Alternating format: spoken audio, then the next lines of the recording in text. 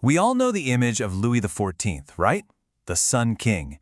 He's the very picture of absolute power, dripping in gold at the Palace of Versailles.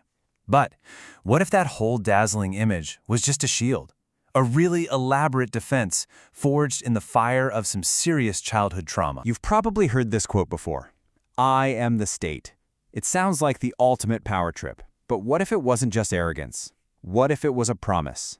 A declaration that the chaos of a broken, divided state, something he knew firsthand, was officially over. To really understand the man who built one of the most magnificent palaces in the world, we have to go back. Back to the boy who was forced to run from his own home, at a time when the French crown and the king himself were honestly on the verge of total collapse. Okay, so let's set the scene. The year is 1648. Louis is just a kid, and France just erupts. And this isn't a war against another country, it's a messy, chaotic civil war that would stick with him and haunt him for the rest of his life. This series of revolts was called the Fronde, and the name itself is kind of revealing. A fronde was a slingshot, like a children's toy, which tells you that at first, no one really took this thing seriously. It all kicked off as a challenge to the power of his mom, the Regent Anne of Austria, and her chief minister, Cardinal Mazarin, who pretty much everyone hated. And the anger was personal, especially towards Cardinal Mazarin, who was Italian. I mean, just look at this quote. Thousands of pamphlets just like it were flying around Paris, calling him every name in the book. But underneath all that personal venom, the nobles and judges were really fighting to protect their old-school privileges from a monarchy that was getting too powerful and from taxes that were just getting too high. For young Louis, this whole period was just one humiliation after another. Imagine being the king, just a boy, and being forced to flee your own capital city. The absolute worst moment had to be when an angry mob broke into the palace, stormed right into his bedroom, and stood there staring at him while he had to pretend to be asleep. Can you imagine? It's no surprise these years left him with a deep, permanent distrust of the nobility and a real hatred for the city of Paris. Now, to understand why all of this chaos actually led to more royal power in France, you just have to look across the English Channel. At the same time, England was having its own revolution. But while the English successfully challenged their king and, executed him, the Fronde in France was just a mess. It had no clear goals, it was mostly focused on hating one guy, and it eventually just fell apart. So the big takeaway here is that the rebellion's failure basically destroyed the whole idea of limiting the king's power. It left the door wide open for absolutism. So, fast forward to 1661.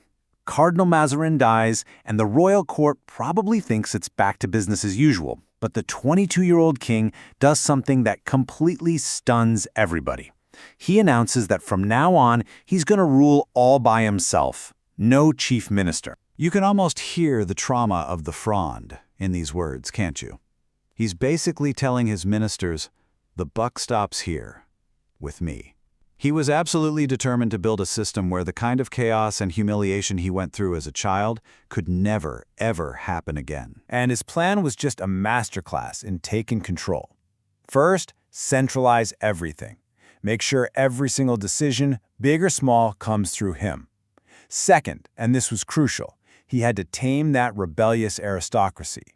And third, while he was doing that, he would build a massive professional army that was loyal only to him, the king, not to a bunch of local nobles. And he was not kidding about that army. Look at these numbers. When he took personal control, the army was about 72,000 strong. By the 1690s, it had ballooned to nearly 400,000 men. This wasn't just an army, it was a colossal war machine, the biggest and best in Europe, designed to project his absolute will across the continent. But here's the thing. The centerpiece of his whole strategy, his ultimate weapon for controlling the nobles, it wasn't a law. It wasn't even that massive army. It was a building.